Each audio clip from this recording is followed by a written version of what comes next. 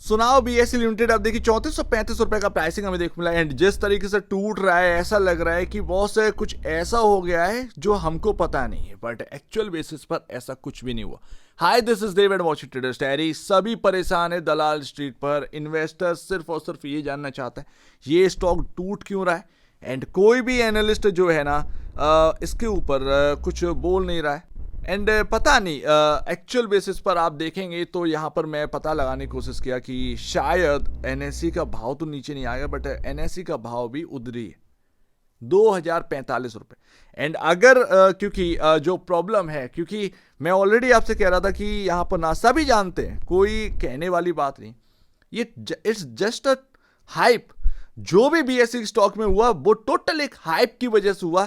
ये स्टॉक आपको देखो, जब एनएससी खबर आई थी तब ये 3500 के आसपास था, घूम फिर के ये स्टॉक वहीं पर आ गया। आज की डेट में 1000 रुपए चले गए because of this NSC hype.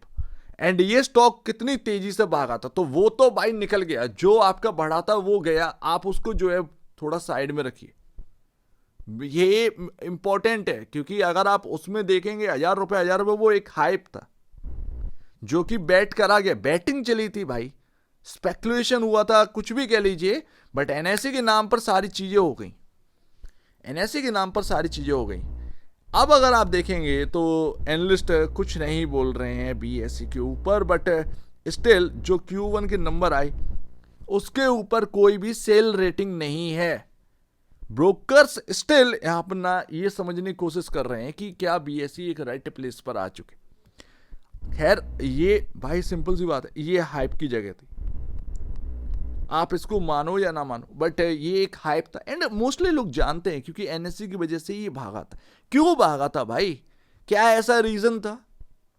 क्या आपके फाइनेंशियल उससे मैच करते हैं? क्या जो आपके अच्छे रिजल्ट्स आए, क्या वो बीएससी 3000 वाला 3500 नहीं हुआ? क्या 3500 बढ़ना कोई छोटी मोटी बात नहीं है। वो 3500 का 7000 की डिमांड करते रहोगे, वो स्टॉक टिकेगा कैसे फिर? तो खैर ये अपनी अपनी बात है, बट बीएससी के स्टॉक इस चैनल से ना, फॉलिंग वेज चैनल से वो बाहर नहीं निकल रहा है, बिल्कुल भी बाहर निकलने के मूड में नहीं। मैं आपको एक बात बताऊं बहुत ही क्लियरली कि आप एक ऐसी जगह पर आ चुके हैं कि यही एरिया है जो आपको बचा सकता है। यही एरिया बताया कि बीएससी के अंदर ना क्या मंदी का दौर जो है वो स्टार्ट होने वाला है। क्योंकि अगर ये एरिया टूट गई, ये ट्रेंड लाइन टूट गई, कहीं ना कहीं बियर की ग्रिप जो है ना अब स्टार्ट होगी इस स्टॉक के ऊपर। अभी तक कुछ नहीं था, ये तो हाइप गई, ये पैसा जो आया था वो बाहर निकल गया, ठीक है ना। बट अभी जो है ना वो बियर जो है, बियर जोन जो है वो स्टार्ट हो जाएगा क्या। सो ये सबसे बड़ी बात है, काफ़ी इंपॉर्टेंट बात है। एंड बहुत ज़्यादा दूर नहीं है वो प्राइस का, बहुत क्लोजली अगर आप देखोगे तो हमें समझ में आएगा। देखो इसी ट्रेंड लाइन पर ही सपोर्ट लेता है एंड वापस से घूम जाता है एंड फिर नीचे आने लगता है। स्टॉक सिंपली आप देखें तो उतनी ही एरिया में घूम रहा है, ऐसे जाएगा फिर नीचे आएगा फिर चला जाएगा, यही चल रहा है।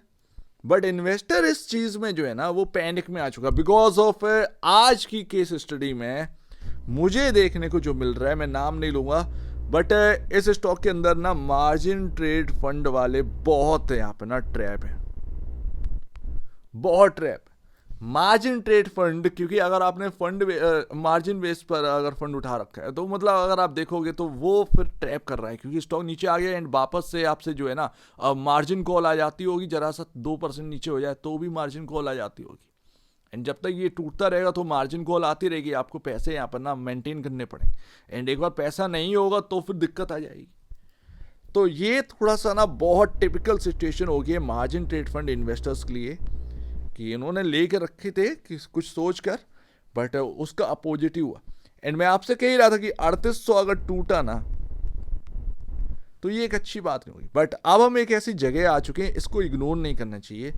ये 3300 कुल मिलाकर बहुत ज़्यादा अगर कुछ ट्रिगर विगर हुआ या क्योंकि आपको नहीं पता किस इन्वेस्टर का ना वो मार्जिन कॉल जो आई है उसने नहीं भर पाया एंड उसका जो है ट्रिगर हो रखा है, तो नहीं पता, तो राउंड फिगर में 3200 के आसपास तक का लेके चलना पड़ेगा क्योंकि बिग मूव की जगह है, बिग मूव कहीं ना कहीं यहां से आ सकते हैं। सिंपली बात है, अगर ये वाली ट्रेंड लाइन टूट गई, जहां पर क्लोजिंग है यही ट्रेंड लाइन का प्राइस, अगर ये ट्रेंड लाइन टूट गई देन कहीं ना कहीं आपको जो है इन लेवल्स पर ध्यान रखना है। ये लास्ट।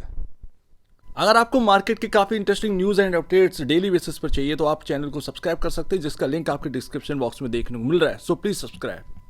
उसके बाद तो जब ट्रेंड लाइन ही टूट जाएगी तो फिर मतलब ही क्या है, फिर उसके बाद भले ही रिकवरी या कुछ भी दिखाते रहे बट वो एक छलावा हो जाएगा। एंड अगर आप सोच रहे हैं कि नेट प्रॉफिट से कोई कंप्लेन है, नेट प्रॉफिट से कोई कंप्लेन नहीं है बॉस।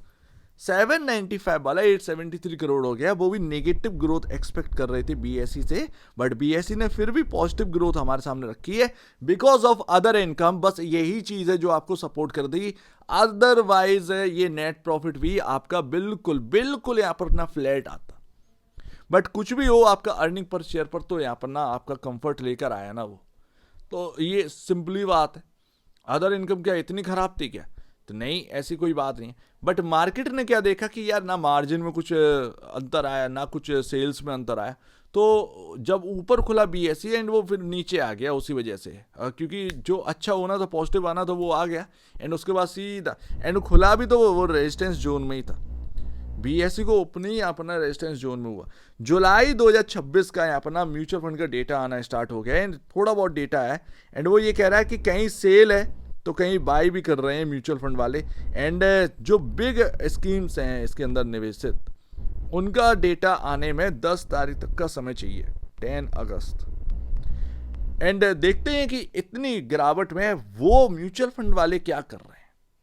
अगर म्यूचुअल फंड बाय कर रहा है देन ये बहुत पॉजिटिव बात है, और अगर म्यूचुअल फंड बाय नहीं कर रहा है तो आप समझ जाओ कि कहीं ना कुछ तो है जो कि ठीक नहीं है। एंड म्यूचुअल फंड अभी इंटरेस्ट नहीं दिखा रहा है बीएसई के अंदर। इंटरेस्ट नहीं दिखा रहा है इसका मतलब ये है कि शायद उनको वैल्यूएशन समझ में नहीं आ रही है, हो सकता भाई, गॉड नोस। फिलहाल 1,47,785 करोड़ का मार्केट कैप था, अब ये 1,39,999 करोड़ के आसपास का मार्केट कैप। एंड ये लगातार कमी हो रहा है बिकॉज ऑफ आज पी रेशियो जो है वो 49.97 के अराउंड आ चुके हैं। एंड ये अब 68.65 के कंपैरिजन है। बहुत कंफर्टेबल जोन में अब ये स्टॉक चल रहा है, बट जब तक प्राइस यहाँ पर स्टेबल नहीं होगा, ये कंफर्टेबल बोलने से कुछ नहीं होने वाला। ये हमें बिल्कुल किरकिरी बात लगेगी, ये एक हकीकत है, ह्यूमन नेचर है, ये ह्यूमन नेचर है। एंड 16 टाइम वाला प्राइस टू बुक वैल्यू अब 15.80 या 15.90 टाइम का अब हो चुका है। अब ये सबसे लोएस्ट की तरफ है। एंड कभी हमने 26 के आसपास का देखा था एंड वो करेक्शन होकर आप यहाँ पर आ चुके हैं। एंड नंबर्स भी आपके थोड़े बहुत अच्छे आ गए, जो कुछ भी कह लीजिए, बट नंबर अच्छे ही आए हैं, वो कुछ ना कुछ कंफर्ट लेकर ही आए। एंड जो करेक्शन हुआ, जाहिर सी बात है करेक्शन होगा तो ये जो रेशियोज हैं वो आपके चेंज होंगे, डेली बेसिस पर चेंज होंगे। तो फिर यहाँ पर ना अब इंपॉर्टेंट क्या है, देखिए जो मैंने ट्रेंड लाइन आपको दिखाई वो तो इंपॉर्टेंट है ही है, जो पैटर्न है वो भी इंपॉर्टेंट है, राइट, सारी चीजें इंपॉर्टेंट है, बट ये भी आप देखो, ये एक और ट्रेंड लाइन आपको एक थोड़ा इशारा कर रही है कि ये 3300, ये 3200 बहुत इंपॉर्टेंट है बॉस। ये क्या होगा इधर, क्योंकि ये एक एरिया है, अभी ये किधर की तरफ कहाँ से मूव करेगा ये नहीं पता, लेकिन अगर ये ब्रीच हो जाता है देन वो कहीं ना कहीं बियर ग्रिप में ये स्टॉक आ सकता है एंड शायद मंदी स्टार्ट हो सकती है। अब ये होगी या नहीं होगी ये पता नहीं, कितनी होगी क्या ये एक अनुमान है।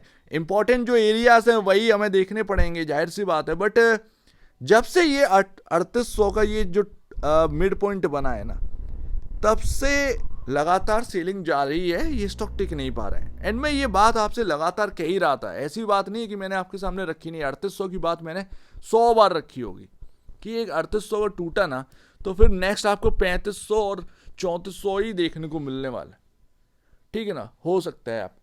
एंड वही यहाँ पर ना आपके सामने जो है वो हकीकत होती हुई नजर आ रही है। अब वही ये इंपॉर्टेंट जगह पर आ चुके हैं, ऊपर से काफी टूट गए हैं, बट एक न्यूट्रल वैल्यू के आसपास आ चुके हैं, न्यूट्रल वैल्यू के आसपास आ चुके हैं।